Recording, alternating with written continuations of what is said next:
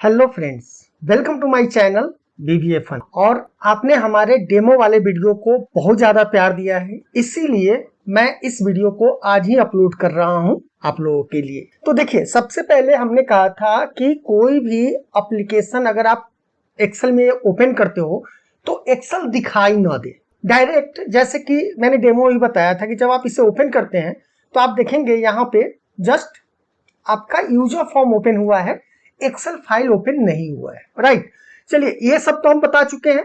साथ में यही बताया था कि जब ये फाइल ओपन रहेगा उसी के साथ आप दूसरा एक्सेल फाइल भी ओपन कर सकते हो। फाइन, एक चीज और नोटिस करना आप, जैसे मान लो कि आपने एक नया एक्सेल फाइल कर लिया, राइट, और जब इसके बीवीए में आप जाएंगे तो यहाँ पे ये जो यूजर फॉर्म यहाँ ओपन है वो फाइल आपके बीबीए में भी नहीं दिखेगा। आप यहाँ पे देखेंगे, यहाँ पे भी वो फाइल नहीं दिख रहा है। ऐसे क्या होता है, सपोज दैट मान लो कि आपने यहाँ पे एक और फाइल ओपन कर लो और उसके बाद अगर इसके बीबीए में आप जाएंगे तो आप देखिएगा यहाँ पे दो फाइल दिख रहा है? लेकिन इस केस में क्या हो रहा है कि जो हमारा ये वाला फाइल है ये हमारे बीबीए में भी नहीं दिख रहा है। फाइन, साथ में आप देख रहे हैं कि अगर मुझे, यानी ये बार बार क्वेश्चन भी आया था कि हम एक यूजर फॉर्म को यूज करते हुए क्या हम दूसरे एक्सेल फाइल में काम कर सकते हैं। तो इस तरीके से आप आराम से किसी दूसरे एक्सेल फाइल के साथ भी काम कर सकते हैं। और आपको पता है इस तरह के एप्लीकेशन बनाने के लिए आपको ज्यादा कुछ लिखने की जरूरत नहीं है। ओनली 2 लाइन कोड है, 2 लाइन का कोड। तो और इस वीडियो को छोटा ही रखूंगा क्योंकि इसमें कोडिंग नहीं है ज्यादा। फाइन, तो चलिए स्टार्ट करते हैं। अच्छा, इसके साथ एक चीज और देखिए, सपोज दैट मान लीजिए कि क्या करते हैं लोग कि माइक्रो को यहाँ पे डिजेबल कर देते हैं। फाइन, जैसे देखिए यहाँ पे मैं ऑप्शन में गया, यहाँ पे ट्रस्ट सेंटर में जाके ट्रस्ट सेंटर सेटिंग में जाकर इसका माइक्रो जो है डिजेबल कर दिया। राइट, अभी हम उस फाइल को ओपन करते हैं तो यहाँ पे रन नहीं करेगा ये फाइल, ठीक है। लेकिन अगर हम इसके थ्रू अगर काम करें, ये वाले एप्लीकेशन के थ्रू, यहाँ पे जो मैंने कोड लिखा है उसके थ्रू अगर जैसे ही हम काम करेंगे तो आप देखिए आपका यूजर फॉर्म रन करेगा और काम भी करेगा। जैसे यहाँ पे देखिए मैंने एक्सपोर्ट किया तो फाइल ऑटोमेटिक हमारा जो है यहाँ पे रिपोर्ट तैयार हो गया है। ये रिपोर्ट, यानी आप एक्सेल को डिजेबल भले ही कर दो बट इसके थ्रू आप उसके बीबीए वगैरह में नहीं जा सकते हो। राइट, तो चलिए इसको बनाया कैसे है, बहुत ही सिंपल है। आप लोग बस जानते भी होंगे, ऐसा नहीं है, आप लोग जानते भी होंगे कि, और एक बार जब बताऊंगा तो आप लोगों को लगेगा कि ये तो बहुत आसान है। तो चलिए बताते हैं इसको कैसे हमने बनाया है। तो सबसे पहले हम एक्सेल फाइल खोलेंगे और पहले इसके ऑप्शन में जाकर इसके ट्रस्ट सेंटर को हम इनेबल कर देते हैं। तो माइक्रो में गया और इसको इनेबल कर देता हूं। ओके, देखिए अब इस फाइल को मैंने ओपन किया तो अभी क्या हुआ, यूजर फॉर्म यहाँ खुल गया। तो यहां तक तो आप भली बातें जानते हैं, इसीलिए मैंने डिजाइन बनाने में ज्यादा टाइम मैं नहीं लेना चाह रहा, जस्ट जो ट्रिक है वो मैं बता दूं। हम एक यूजर फॉर्म लेंगे, इसमें जो भी डिजाइन जो भी कोडिंग मुझे करना है, जिस तरह का एप्लीकेशन आपको बनाना है उस तरह का एप्लीकेशन हमने यहाँ पे बना लिया है। अब मुझे करना क्या है कि सिंपल इस फाइल को रन कराना है लाइक एप्लीकेशन की तरह, कि किसी को पता नहीं चले कि ये किस में बना हुआ है, एक्सेल में बना हुआ है या किस चीज में बना हुआ है। तो उसके लिए हमें करना क्या है, देखिए सबसे पहले दिस वर्कबुक में जाना है और वर्कबुक ओपन में यूजर फॉर्म 1.show, मतलब यहाँ पे जो भी फॉर्म का नाम है आपका उसको यहाँ पे डिस्प्ले कराना है। ये आप अच्छी तरह जानते हैं।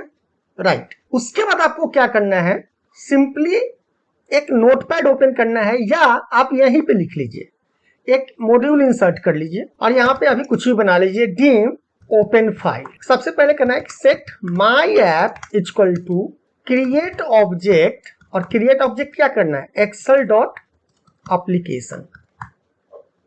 राइट, उसके बाद कहना है माई app dot workbooks dot open, और ओपन के बाद हमें क्या करना है, सिंपल उस फाइल का पाथ देना है, सिंपली उस फाइल का पाथ देना है।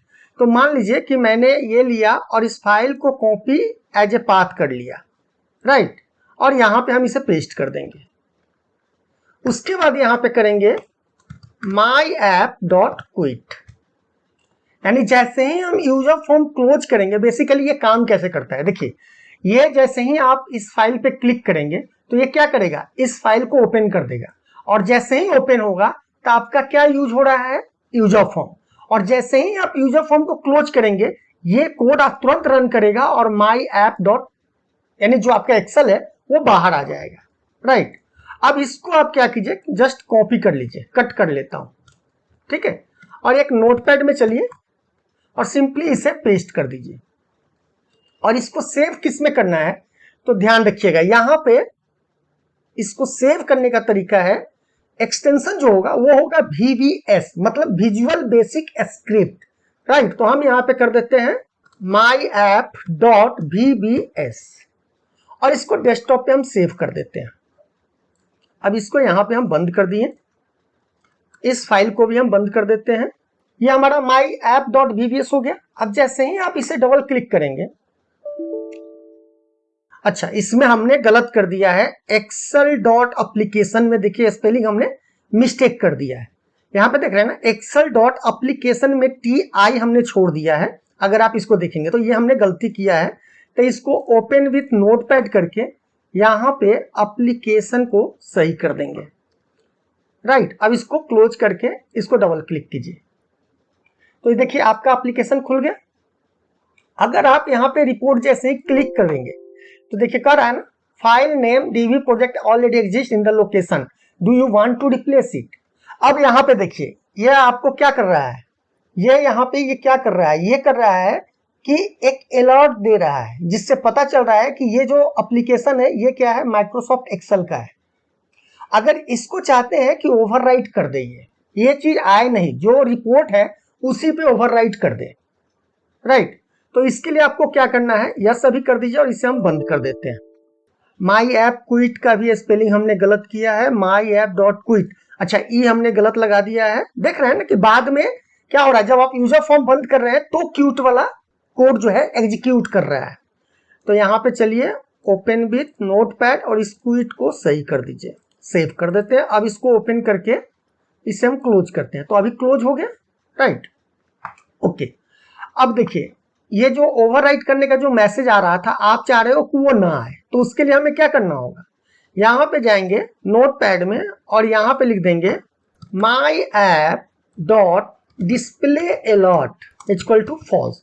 और यहां पे अगर आपको लिखने में प्रॉब्लम हो रही हो कोई भी कोड कि इसका स्पेलिंग कहीं मिस्टेक ना हुआ हो, तो आप सिंपली क्या कीजिए, कोई भी एक्सेल खोल लीजिए और इसके VBA में जाकर यहाँ पे मॉड्यूल इंसर्ट कीजिए और यहाँ पे कोई भी एक डाल दीजिए, जस्ट सेम ABC, और यहाँ पे कीजिए application dot display alert equal to false, right.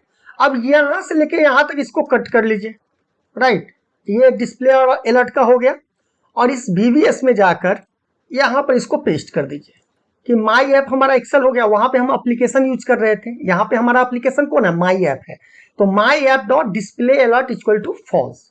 अब जो ओवरराइटिंग के लिए पूछ रहा है, आप चाह रहे हैं कि ओवरराइटिंग के लिए भी पूछे ना, अगर कोई फाइल है तो उसी पे ओवरराइट हो जाए, तो उसके लिए आप क्या करेंगे, यहाँ पे डालिए application dot alert before overwriting, यानी जो अलर्ट दे रहा है आपको उसको हम क्या करेंगे, फॉल्स कर देंगे, राइट। फिर इसी को यहां से कट कर लीजिए, क्योंकि देखिए कोडिंग में हो सकता है कि स्पेलिंग मिस्टेक हो, तो आप यहां पे लिखकर आप उसको कहां पे डालेंगे, आप अपने VBS वाले फाइल में यहां पे हम डाल देंगे myapp.alert before overwriting equal to false, right. अब इसको सेव करके बंद कर दीजिए।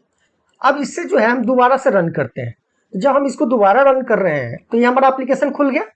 अब हम इसको एक्सपोर्ट करते हैं, तो अभी देखिए आपसे पूछा है, नहीं पूछा है कि हम ओवरराइट करें या नहीं करें, ये क्या किया, सिंपल आपके यहाँ पे इस फाइल को एक्सपोर्ट कर दिया, यहाँ पे ये ओवरराइट कर दिया उसी पे जो फाइल पहले से था। जैसे मान लीजिए कि मैं इस फाइल को यहां से डिलीट कर देता हूं, अब दोबारा जाकर मैं यहां पे एक्सेल रिपोर्ट एक्सपोर्ट रिपोर्ट पे क्लिक किया।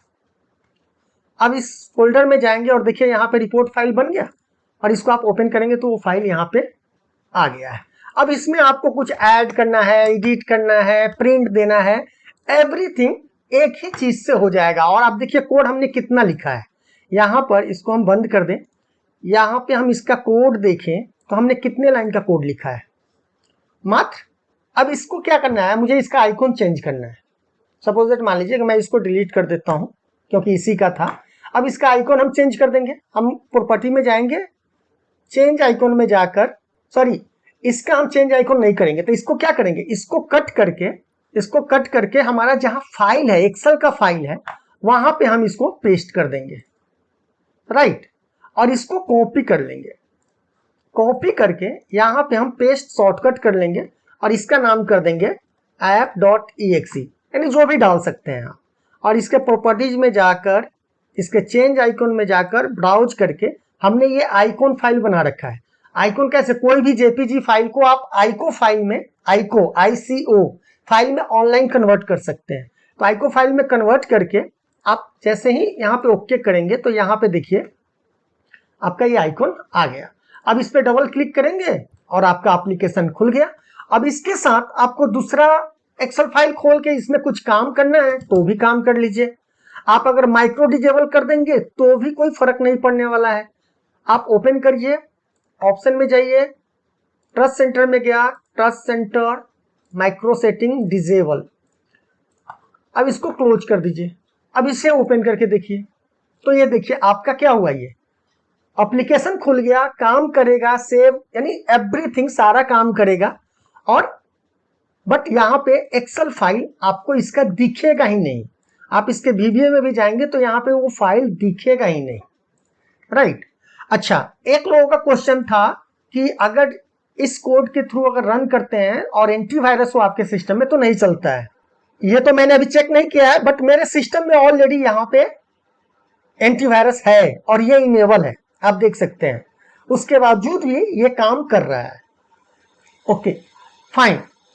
अच्छा, दूसरा चीज है कि सिक्योरिटी। देखिए सिक्योरिटी जो है ना, मैंने लास्ट टाइम जो एक डेमो दिया था 2 डेज चैलेंज का, ये वाला, तो मुझे लगा था कि ये शायद सिक्योर हो, लेकिन आप